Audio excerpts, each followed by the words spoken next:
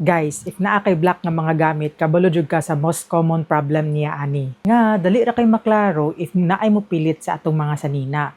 So, ang solution nako ana, tan-taradan, we have this very useful sticky roller.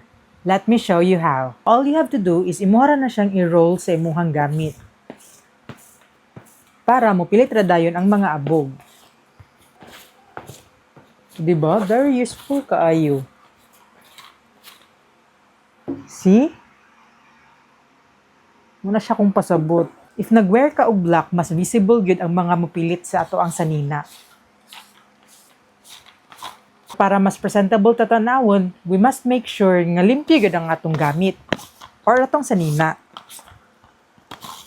O, di ba? Roll lang ng roll. See?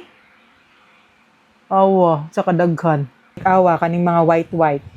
Di ba? Visible kaayo if naka-black or black ang imuhang color sa inyong sanina. If man nakagamit, all you have to do, kay imo ra siyang i-peel off. Aray guide, and then peel.